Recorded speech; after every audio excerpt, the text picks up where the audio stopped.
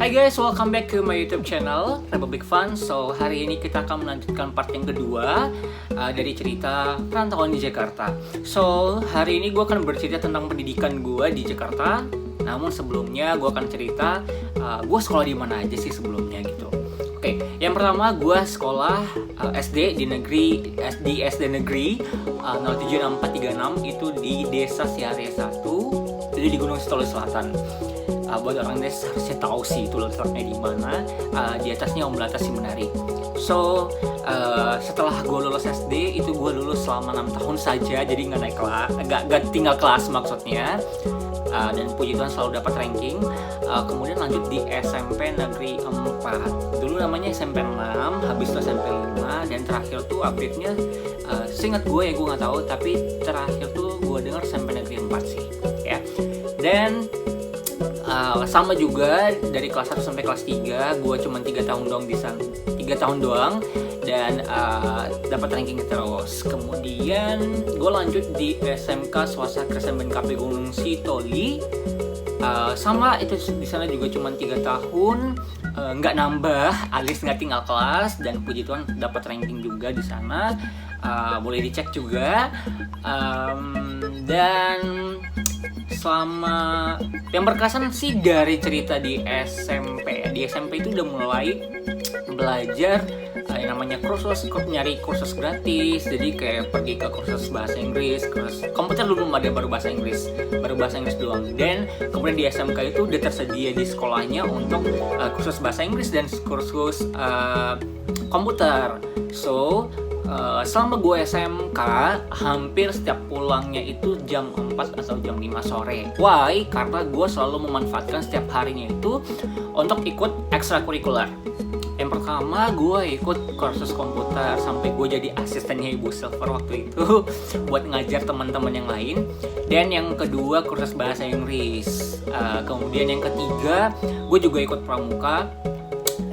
Itu sampai ya dari kelas 1 sampai kelas 3 hingga akhirnya terakhir dapat jadi Pradana Putra di sana di SMK BNKP.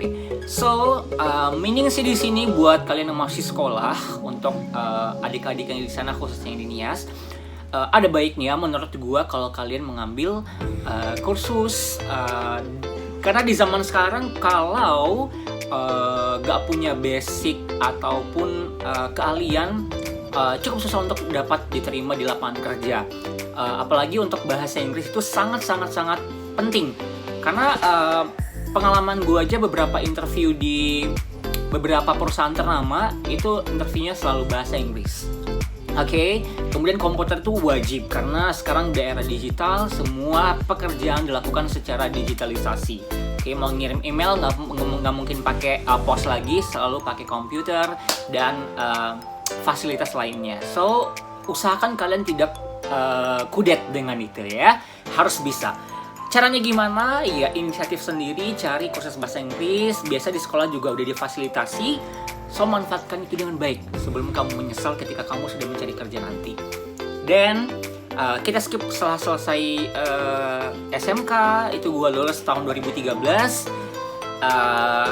Kemudian gue ceritanya mau lanjut kuliah. Begini ceritanya, di sini dimulai ceritanya. Jadi 2013 itu di ending gue itu udah mulai mencari kampus-kampus yang bisa menyediakan beasiswa 100%. Why? Karena keluarga gue itu bukan keluarga yang kekurangan, bukan juga keluarga yang berada, tapi ya sedang-sedang aja lah gitu. Seenggaknya bisa makan sehari-hari, gak kesusahan ya. Jadi ceritanya gue itu memang pengen kuliah gak di Nias, tapi gue kuliah di luar kota, at least di Medan atau enggak paling jauh di Jakarta gitu. Sengaja keluar dari tempat itu, jadi biar punya pengalaman yang baru. Itu menurut gue, persepsi gue. Dan karena ada, meskipun akhirnya gue menemukan satu kampus namanya Universitas Bunda Mulia, jadi di Jakarta Utara. Jadi waktu 2013 itu gue coba ajuin, namun dikasih beasiswanya itu cuma 50%. Dan 50% itu masih ada dibayar beberapa administrasi yang harus dibayar di awalnya. Cuman waktu itu kan gue belum punya duit, baru lulus sekolah, dan juga orang tua juga belum cukup memadai untuk dananya. mereka mengajukan untuk kuliah di NIA saja. So gue kekeh gitu karena gue kayak no, this is my dream. Gue pengen kuliah di luar daerah biar gue punya pengalaman yang baru gitu. At least ada sesuatu yang gue bawa nanti di sini. Gak harus gue bawa tapi gue bisa nge-influence orang. That's why gue belajar untuk bikin video ini. Dan setelah itu gue mengambil keputusan untuk 2013 gue nggak langsung lanjut kuliah. Dan you know God is good all the time. Jadi gue akhirnya keterima audisi di salah satu stasiun radio swasta di Gunung Sitoli. Jadi gue siaran di sana selama setahun. Jadi gue jadi penyiar radio. Puji Tuhan ya, jadi kasih rezeki. Ya meskipun gajinya nggak seberapa, tapi gue belajar dari situ untuk menabung. Gue udah tahu gimana rasanya mencari duit. Tapi sebelumnya gue udah belajar sih cara nyari duit gimana, karena gue beberapa di sekolah di SMA itu gue udah mulai belajar MLM. Jadi gue jualan. Jadi gue belajar dari MLM. Jadi udah ada basic untuk mencari duit, udah ngerti gitu lah ya. Tapi setelah udah di radio juga udah banyak pengalaman yang baru, banyak orang-orang baru, teman kerja yang baru, ada pendengar-pendengar juga yang kasih support terus gitu. Jadi selama setahun itu gue selesaiin dengan baik, not problem di sana juga. Akhirnya di ending 2013 menuju 2014 di awal tahun, gue apply kembali di kampus yang sama karena mereka punya program untuk 100%. Dan puji Tuhannya diterima dan dikasih beasiswa 100%. So, akhirnya pokoknya dengan berbagai macam arus, ada administrasi dan lain sudah kelar semua. Dan bulan Agustus itu udah langsung mulai ospek. Dan di bulan Juni akhirnya gue berangkat di bulan Juni. Tapi gak semulus itu. 2014 itu di awal pasti banyak gue udah announce nih ke orang tua, maaf pak, gue bakal pergi ke Jakarta, gue bakal kuliah di sana. So kalau dibilang diizinin, gak 100% gak diizinin. Gue 6 bersaudara dan gue anak terakhir. Otomatis ya kalau di bahasa kita, kalau di istilahnya di kita itu onosyahi ni omasi gitu. Jadi kayak gak bakal bisa dilepas. Tapi stigma itu mulai gue pecahin, gue patahin, gak bisa. Gak selamanya kalau anak kecil itu harus benar-benar dikekang. Karena kita masing-masing punya mimpi juga gitu. Kita pengen sesuatu yang baru di hidup kita.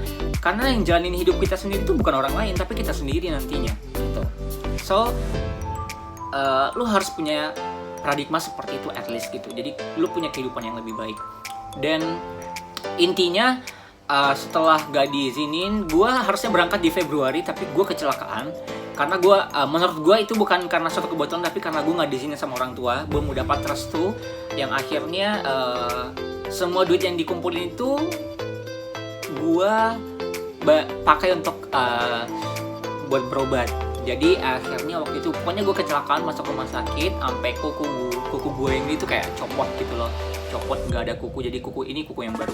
Dan intinya udah selesai drama itu semua, udah selesai semua kisah itu. Akhirnya tanggal 2 Juni gue berangkat di Jakarta, dan itu belum genap 17 tahun karena gue baru 17 tahun itu di tanggal 25 Juninya. Jadi kayak 17 tahun Sweet 17 gue Sweet 17 di Jakarta. Ya, a lot of story after that. Jadi gue kan belum pernah naik pesawat tuh ya, jadi kayak norak gitu. Enggak, kebetulan sih gue nggak norak banget ya. Jadi kayak apa yang dilakuin orang tuh gue pelajarin pelan-pelan. Gue lihat, oh mereka melakukan begini, oh gue ikutin gitu. Gue kasih satu contoh. Jadi waktu itu kalau yang udah pernah naik pesawat tahu dong. Jadi kayak ada meja yang dilipat dari kursi depan kan, jadi meja lipat gitu. Jadi kayak ada orang gitu yang tidur dengan meja itu. Terus gue perhatiin cara bukanya gimana, cara tutupnya gimana. Udah ngerti, pas dia ketiduran gue coba, oh begini toh. Jadi orang tuh jangan bodoh-bodoh banget gitu. Jadi kayak coba belajar dari orang, tapi jangan so tau juga gitu. At least coba belajar dengan cepat dan ngerti dengan cepat. Oke, itu pelajaran satu contoh sih. Kemudian mungkin banyak yang tanya, kok bisa sih nyampe di Jakarta? Di Jakarta ini nggak ada saudara, nggak ada keluarga, nggak ada kenalan siapapun. Caranya gimana?